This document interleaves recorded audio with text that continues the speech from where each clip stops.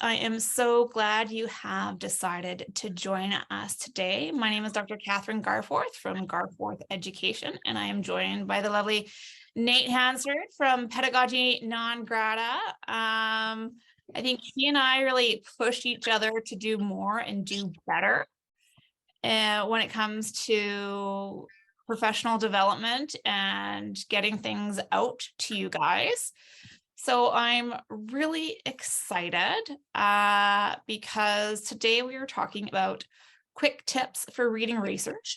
But before we get into that, I want Nate to have a chance to introduce who he is, as well as giving you a little bit of a background on why we decided to do this. Yeah. Well, my name's Nate.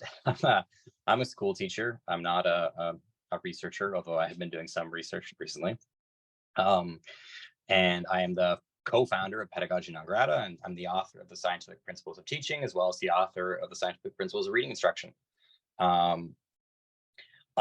helped Dr. Garforth design this course on reading education research because I felt like there was an over-reliance on leaders in this field.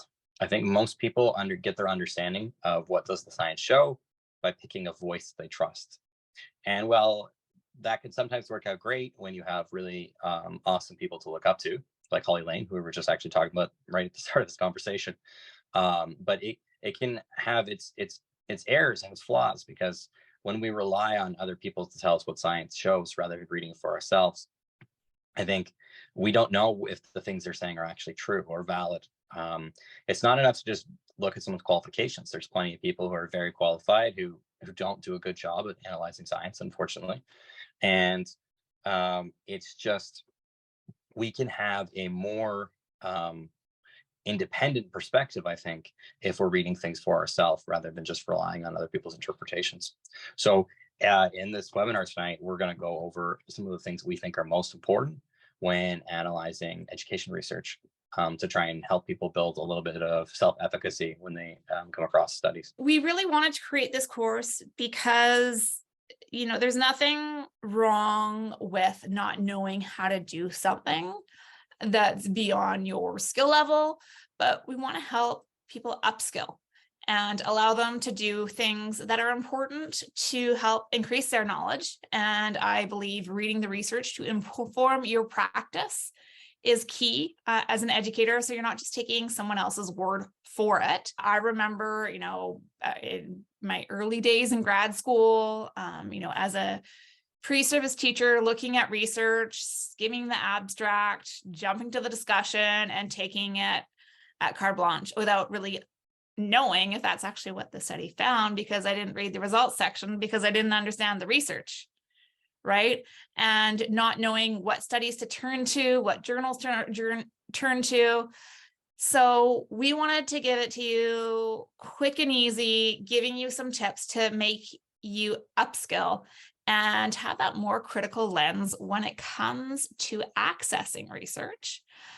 And I hope you find them useful. We do have this available as a download. And if you were part of the Zoom, I have put the link in the chat, or sorry, the download in the chat. If you are a part or watching this on Facebook or as a replay, I will post the link to get the download in. The reason why we're asking you to give us your email is because we want to keep track of who's actually watching us and to see if putting out this content is worth our time and effort. I hope it is. I think it should be.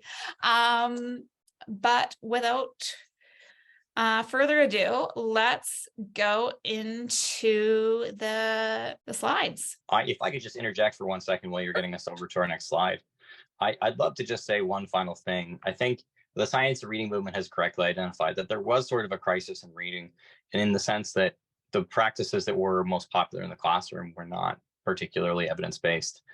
And I think that crisis was caused by an over-reliance on listening to leaders in the field, as opposed to teachers developing their own critical self-efficacy with reading research. And I don't think that's actually teachers' fault. I don't know that this is something that's really taught in education programs. It certainly wasn't taught in my education program. And I've heard a lot of teachers say the same thing about theirs. Just some housekeeping before we go through, because we do want to do this well and answer any questions as we go along. We may not be as responsive to the Facebook questions just because it is difficult to multitask, but this is being recorded, so you will have access to it in the future and the ability to watch it as a replay.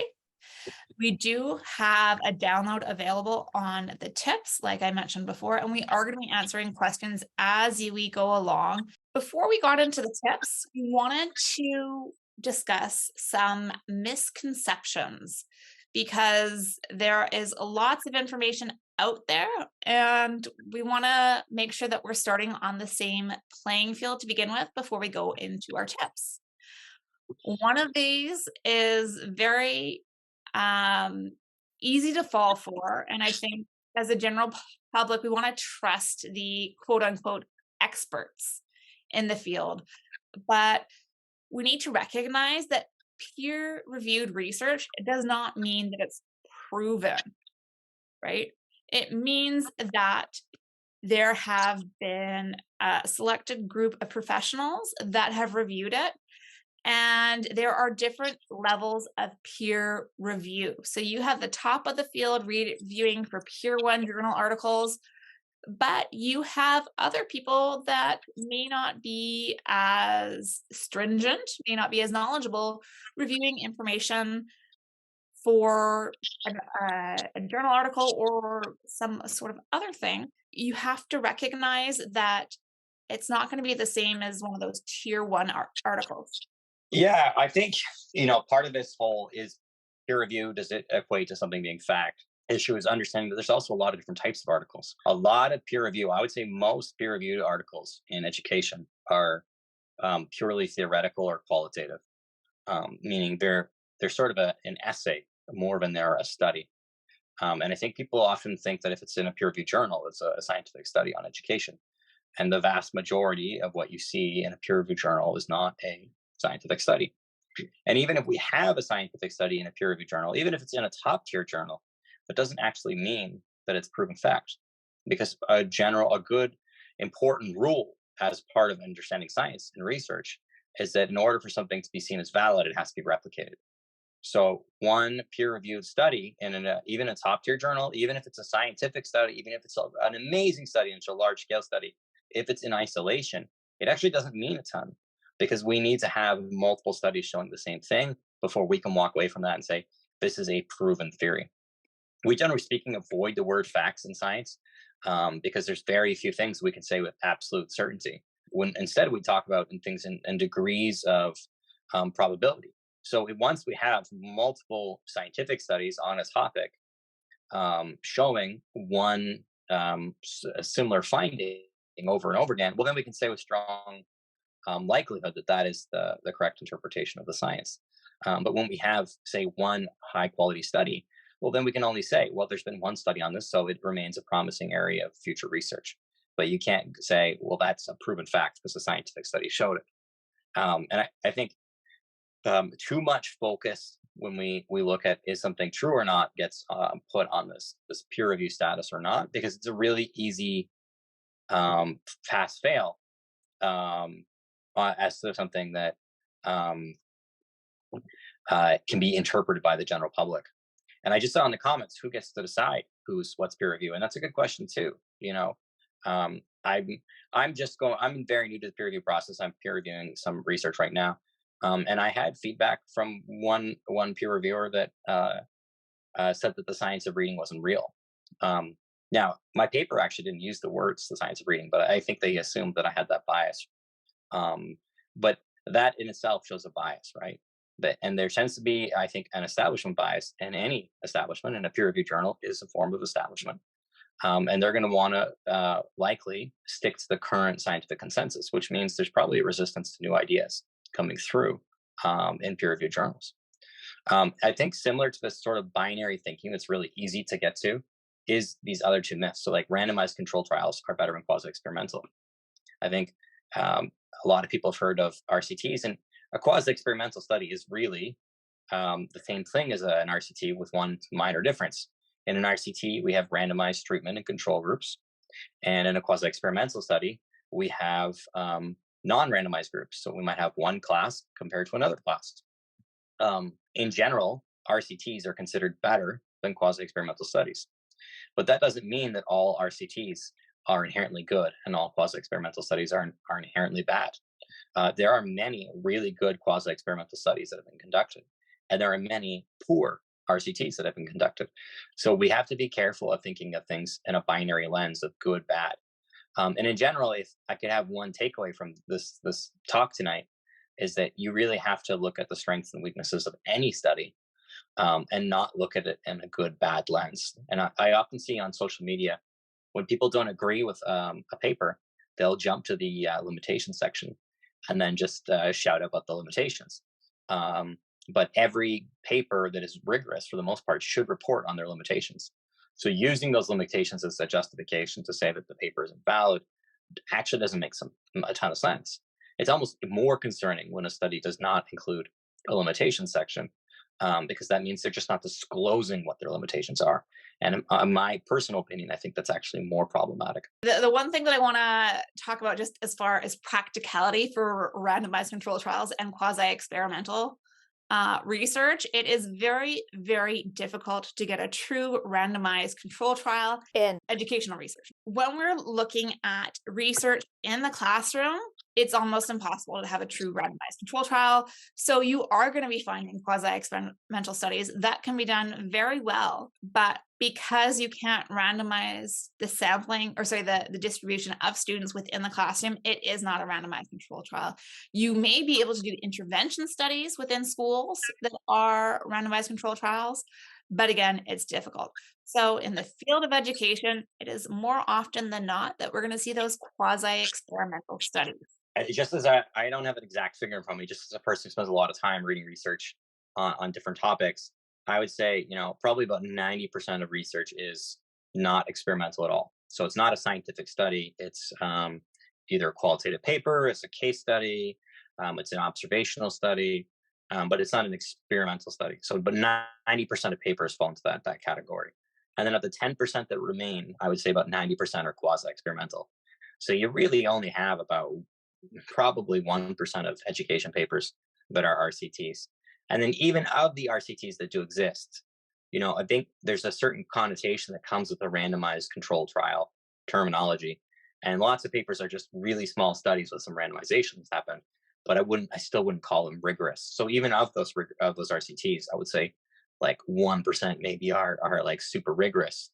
So it's very uncommon that you see that sort of like gold standard, large scale, highly or RCT with standardized assessments posted in a very rigorous journal. Like very, very little of education research falls in this category. And that doesn't mean that education research is invalid. It just means that we always have to consider the strengths and weaknesses of every paper. And even RCTs often have their own limitations, which brings me to my next point of our misconceptions is a larger sample size is better than a smaller one. I think that's a really common myth. And it's not that overall, on average, yes, a larger sample size tends to be better than a smaller sample size. That makes sense. We want our sample size to be representative of what we're studying. But actually, shout out to Dylan William and Dr. Amanda Vanderheen. They really shaped my thinking a little bit on this, in that there's some very distinct advantages to small scale studies sometimes. And actually, having recently participated in some studies, I can say that you have a lot more control over the factors in a study when we have a smaller sample size. It's easy to control for instruction in both the treatment group and the control group if you have a small study. It's very difficult to control for what instruction looks like when we have a really large study.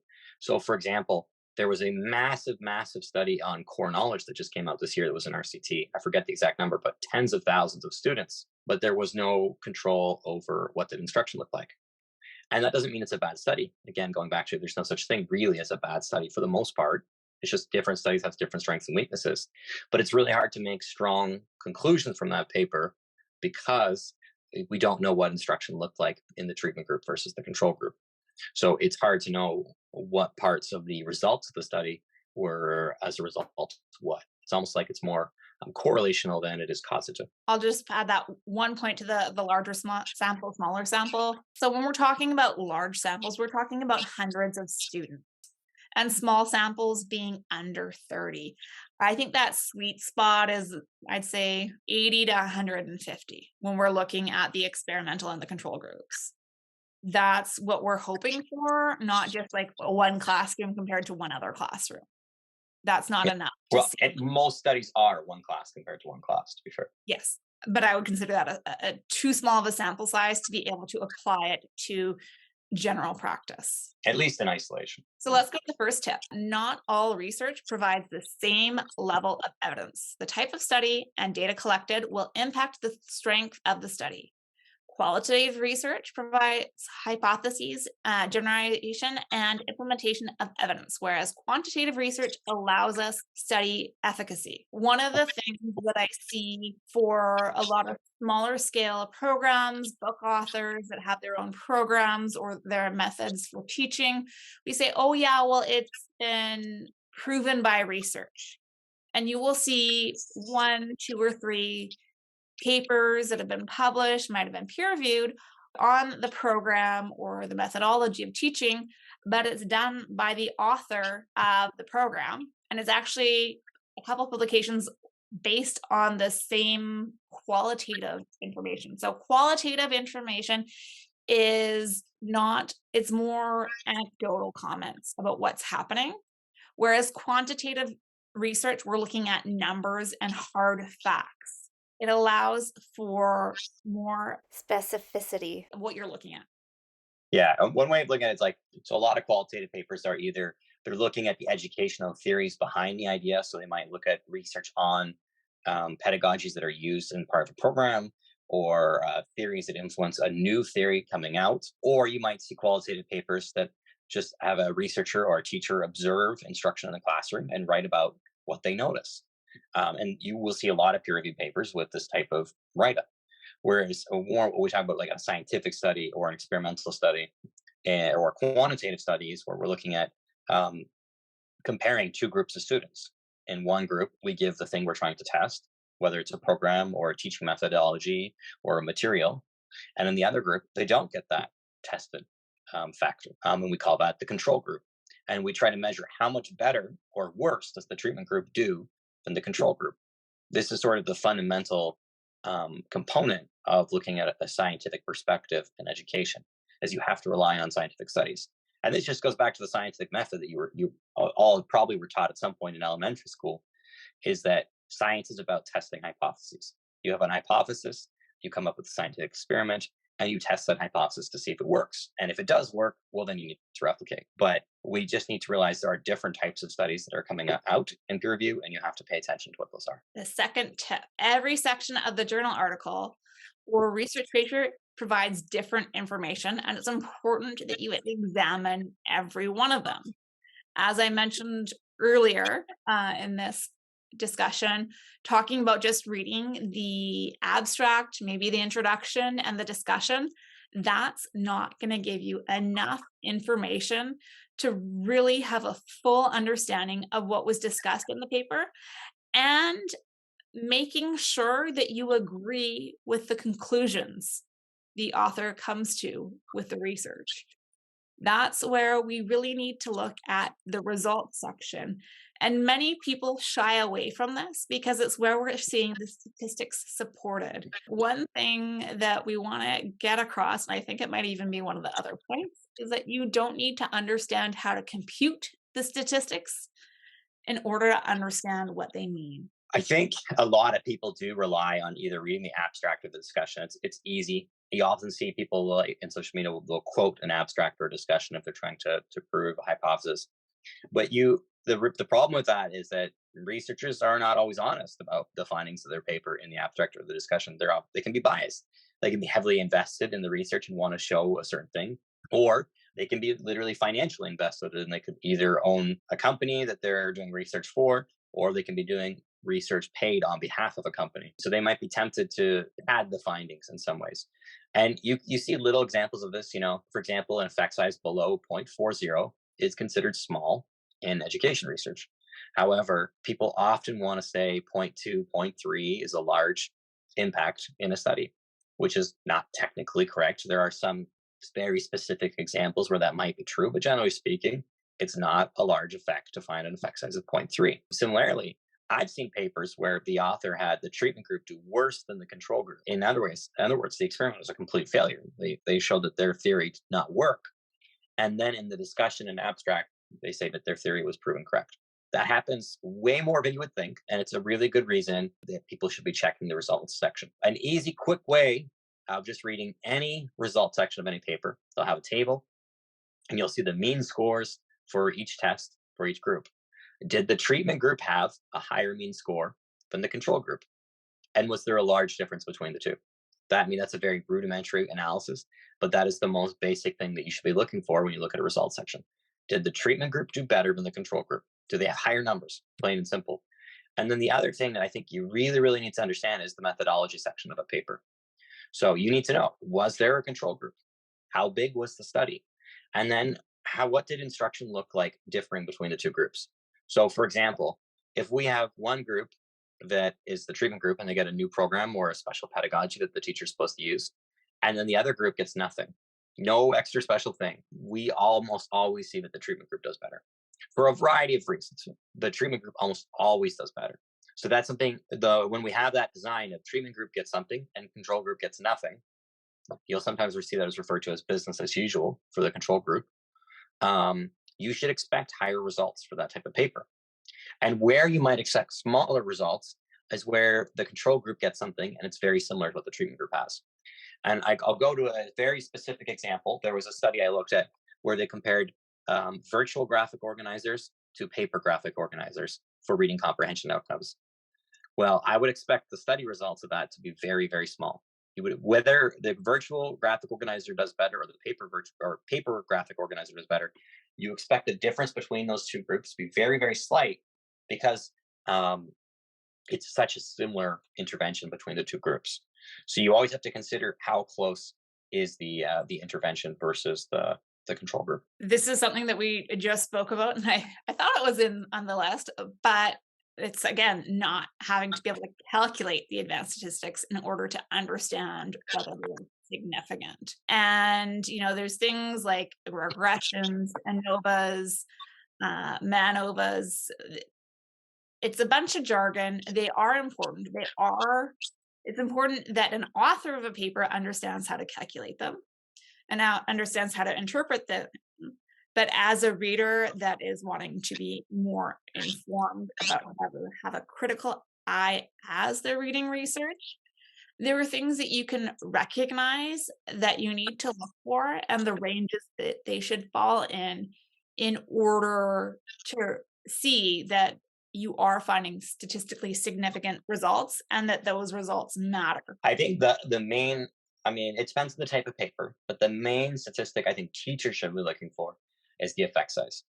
And the effect size done correctly, if it's done correctly, and that's an if, is supposed to tell you the estimated magnitude of effect, meaning how much better did the treatment group do than the control group. And it's essentially, not exactly, but it's essentially a standardized version of a percentage. It's how much better did that treatment group do than the control group, accounting for variability and randomness in the data. That's the most basic way I can explain it. Effect sizes below 0.20 are considered negligible. That means basically if the treatment group did less than 20% better than the control group, that is considered a negligible difference. And what that means is that the difference is too small to mean anything. There's another statistic for calculating significance. It's called the p-value. It used to be more popular in older papers. It's less popular today. But generally speaking, effect sizes below 0.20 suggests that the treatment was not successful in improving results for students. So then we have effect sizes between 0.20 to 0.40 are seen as small. So if you see a 0.2, 0.3, 0.35, that's a small impact. It means that it was significant. There was positive improvement, but that it wasn't necessarily a large difference. 0.40 to 0.79 is considered moderate in general, and 0.790 or higher is considered high. Now, I'm going to throw a caveat. Very few rigorous studies have effect sizes above 0.4. So personally, in my mind, I use 0.4 as a benchmark for a strong result. I don't view 0.4 as a moderate result. I view it as a large result. So if I see a study and has an effect of 0.40, I see that as a really big win for that study and for that pedagogy or treatment or whatever it was testing. When I see effect sizes between zero point 0.2 or zero point 0.4, I think that might be meaning something positive. It's promising, but it's not definitive. And when I see effect sizes below 0.20, then I think that it is a sign that the experiment was, generally speaking, a failure. Now, that's the caveat being that when we have a treatment that's really close to our control, like that example of graphic organizers that are virtual versus paper, that we expect a very small effect size. So if I saw an effect size of 0.1 on that study, I'd be like, oh, wow, I guess that type of organizer is better. But it is a little dependent. And you also have to realize that sometimes studies don't use control groups, and that makes the effect sizes go crazy. They're very random and very large when we don't have control groups. So you have to take those with a big grain of salt. It doesn't mean that it's meaningless, but you should probably double your expectations. So if you have a no control group, you should probably be looking for an effect size of 1 or higher. There's actually a lot of different types of effect sizes. So there are correlative ones, there's correlation ones. For example, Pearson effect size, sometimes denoted as R, that's correlative. Whereas Cohen's d is, generally speaking, used for causative research, trying to identify, again, you'll hear this terminology for this, the magnitude of effect. And the magnitude of effect is just a fancy way of saying how much better did the treatment group do than the control group. And then we assume that the treatment is what caused the treatment group to do better than the control group. Of course, in reality, in education studies, there's lots of factors going around. So it might not actually have been the treatment that caused the treatment group to do better, which is why we need replication, and we don't accept one study on its own as being valid. We've alluded to it before, but the findings reported in the discussion and the conclusion sections of a paper do not always align with the information reported in the results section. So that's why it's important to read the whole paper and to not just skim it and take it at face value. You do have to take some time and dig it into it a little bit deeper. The next one is that it's important to consider factors that can change study results, like sample size, assessment types, study duration, and study design. Each of these factors contribute to the results of the studies. When we're looking at sample size, the larger the sample, the regression to the mean, right? The larger group of people that you have, the more it will form that bell-shaped curve that we hear about in statistics. When you have a smaller group, you're going to have more outliers because you're not going to have as many people to form the sample that you're looking at, the distribution of scores. That's why we're cautioning against studies where it's only like 30 kids or 30 individuals in the study, because there is more of the opportunity for those outliers, or the extreme scores, the extreme high scores, the extreme low scores. When we're looking at assessment types, you want to be looking at research that's using standardized assessment, if at all possible, especially when you're looking at things like reading fluency or word attack, math calculation, things that are commonly measured and do have standardized tests available to measure the construct.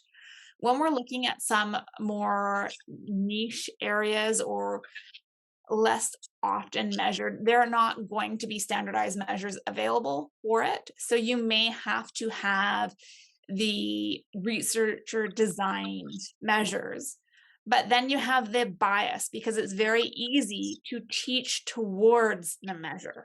Then that's not a valid, real, or really fair for the control group, if you have a control group, because they're not seeing the same instruction, depending on, again, the methodology of the study. So if you're looking at a vocabulary intervention and you're using different teaching instructions for teaching the same words, and those words are going to be on the assessment, well, then that's fine if it's the same assessment and they're being taught the same words.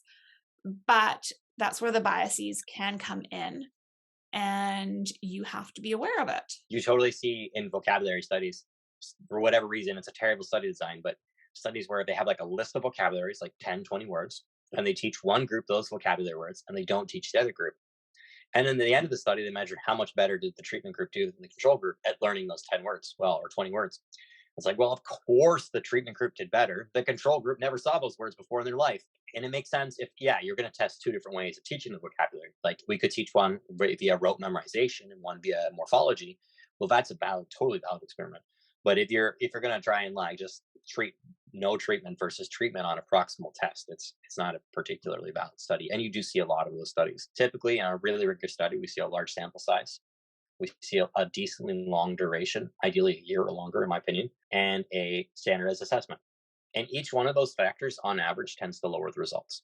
So if you have a larger sample size study, it tends to be more accurate in terms of results, but it also tends to be a lower result. When we use standardized assessments instead of researcher designed assessments, basically when the researcher doesn't make their own test up, the results tend to be far lower. When the researcher makes up their own test, the results tend to be far higher because it's easier for them to rig the study. It's easier for them to teach to that test. And for study duration, the longer the study is, typically the longer or the lower the result is. Now, that doesn't mean that every time a study has a large sample size, a standardized test, and a long duration, that it's going to have a low result. It just means that on average, we'll see a slightly lower result for each one of those factors that comes into the study. The most important benchmark for determining whether or not a scientific study is rigorous is, does it have a control group? Typically, when I do meta-analysis, I throw out any study that doesn't have a control group. And that's because in order to measure the magnitude of effect, you have to be comparing how much better does the treatment group do than the control group. If there's no control group, we're not typically measuring how much better the treatment group is doing. We're measuring how much they learn start to end of the study.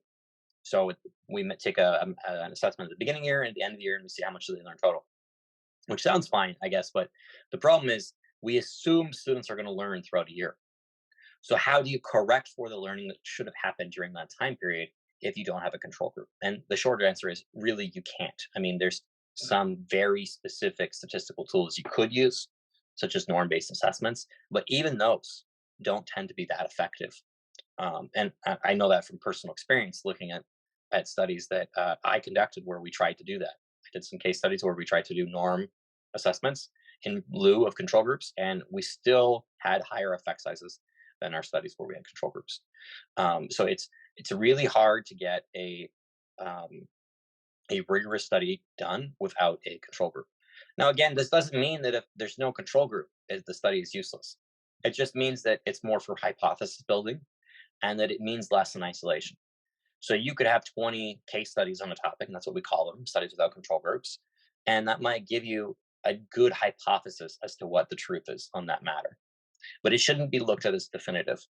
And sometimes you will see one or two case studies put out there for a topic or a pedagogy or a program, and you'll see people trying to cite that as scientific evidence, possibly because they're peer reviewed or done by a prestigious organization or scholar. But it's only for hypothesis generation, really, studies with out control groups. The one thing I want to point out to, because I feel like it kind of sounds like we're talking down on qualitative studies in this talk, and it's not. It's just that everything has its place. So qualitative studies have two big advantages. The one is that they're really cheap and easy to do. Super easy to do a qualitative study or a case study. Almost anyone could do it. You don't have to spend $1 million on professional researchers to conduct that study. The other advantage that they have is that they can allow you to zoom in more on individual types of students in class. So let's say, we already know that phonics instruction is effective for students. We already know that systematic phonics instruction is effective for students. But there's a lot of different types of profiles of students that you might see in a classroom. And a case study can be a better tool for looking at, well, how can we adapt that for different types of profiles of students? Like, for example, a nonverbal student or a dyslexic student who's severely dyslexic, or somebody who has fetal alcohol syndrome. These types of designs where they can more closely look at individual students can be tools to help us refine our implementation. They can't be used, and sometimes people try to use them, is to try to disprove an RCT or a meta-analysis and try to disprove the scientific literature. And in fact, a common phrase I see from the balanced literacy researchers who don't accept the findings of the larger scientific community is, well, we're considering all of the evidence. And what they mean by that is we're looking at studies that were not experimental. But you cannot disprove an experimental study's scientific findings by looking at a study that's less scientific. But they can help you to shape your understanding more for individual circumstances. One thing I can just think of a couple studies that were like this, and that is when you're looking at doing research within a whole district and the whole district participates in the study as the experimental group, it is very difficult to find a matched sample. So when you're getting the entire population of something, and reporting on it in a paper, that's where you'll see, the possibility of not seeing a control group, but recognizing the study was done. But again, you do have to be cognizant of the effect size. A ton of studies are master students who they're teaching in their classroom at the same time, and then they test the pedagogy in their classroom to see if it worked, and then they just measure learning from beginning to the end of the year. It's not that we need to throw out those studies. It's just that we need to understand their general place in the scientific literature. We've already alluded to this next tip. Talking about one study isn't enough. The need for replication to say that we can actually draw conclusions for a broader population of the study. This is something Nate is very passionate about with his work with meta-analyses, and that's what meta-analyses do.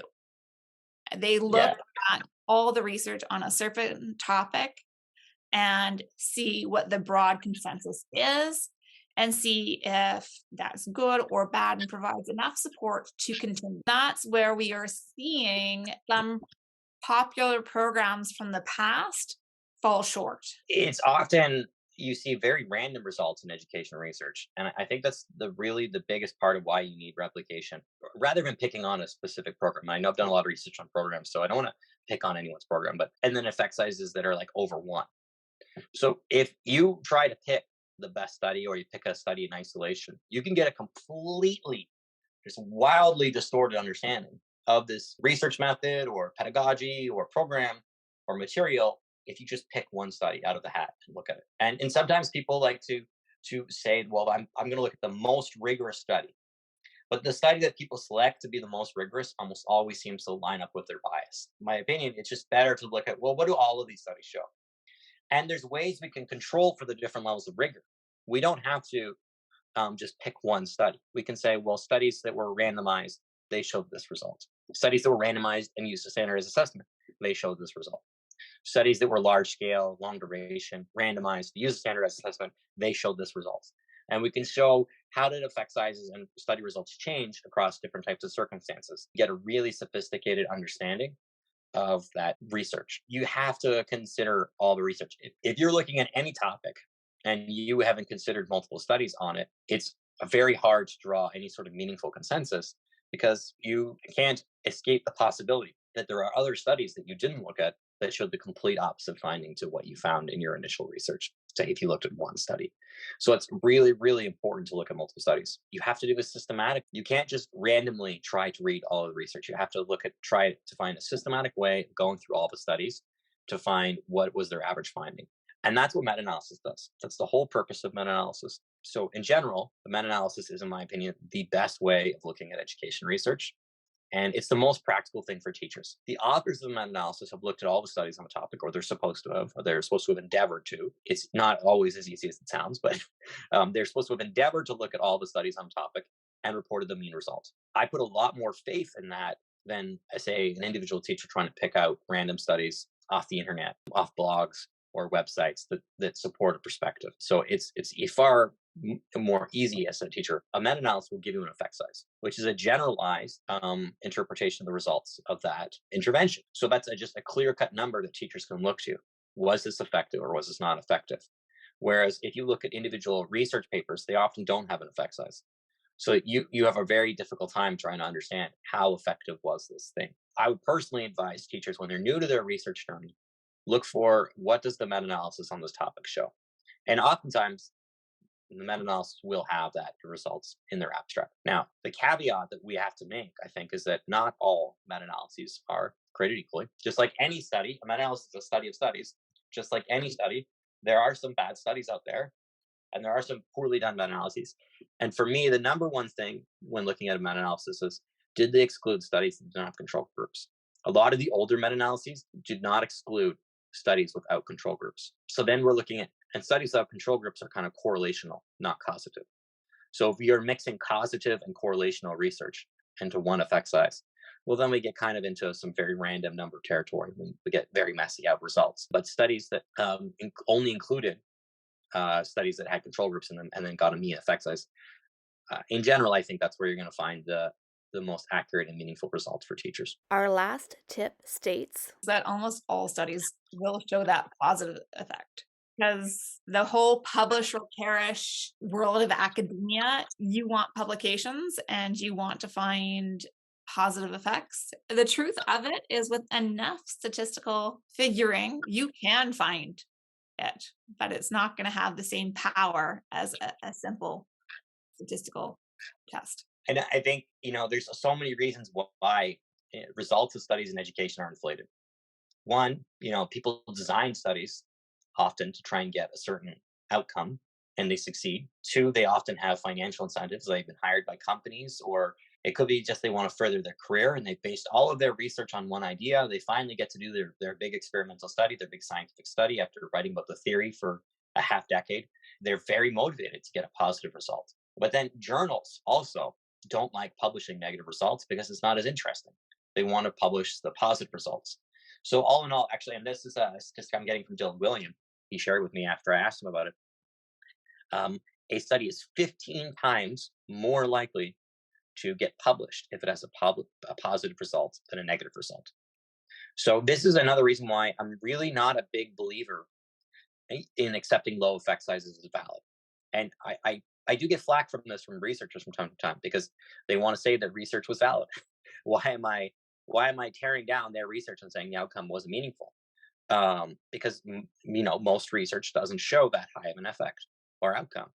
But because we have to understand research is just tilted for a positive outcome the second you read your paper. So that's why in general, I don't like to look towards pedagogies that show effect sizes below 0.4. And this is something that John Hattie has also taken a stance on, and he's received a lot of criticism over this stance, but it's something I think he's right about. I think it's a dangerous thing to start saying any effect size that's positive is meaningful because there's a level of tilting on the table. So we have to have some level of high expectations, some benchmark for what means something and what doesn't. There you go. We've just finished the 9 quick tips for reading research. Now, Nate and I want to know, what are you going to do with this information? The way we see it is you have 3 options. The first is you do nothing. And ideally, that's not the case, but if it is, thanks for joining us, and we hope to help you with your future professional development. The second option is that you can take what you've learned from this webinar and run with it. We'd love for you to be able to take this information and improve your reading of research so you're that critical consumer, checking to see if you feel that the reported effect size is actually significant and whether or not the results match up with the conclusion, discussion, and abstract in the paper. Now we want to make it a little bit easier for you, so we've created a PDF of the tips we have shared with you in this webinar. If you just hold on a second, I will give you a QR code, or you can look below for the link to access the download. Now the third option is that you want to keep looking for more ways to be a critical consumer of research, and we also have a way to help you out with that. So hold on. First off, here is the QR code if you're just wanting that PDF. Or you can scroll down and find a button or a note in the comments to get the link to access this download. But if you're wanting to learn more, the great news is that Nate and I have created a new course called Experimental Research Explained. This course is accredited through Credentials Unlimited, so you can receive micro-credentials for your time completing the course. Experimental Research Explained is a 12-hour self-paced course that has 6 modules where we take you everything from searching for the research, how to read the paper, understanding the statistics, interpreting the effect size, and then taking that understanding from the research you're reading into real life. Now, at the moment we are offering the introductory pricing for this course, which is $197 Canadian, which currently works out to about $150 US. The introductory pricing is only available until August 31st of this year, and then it will be regularly available for $297 Canadian.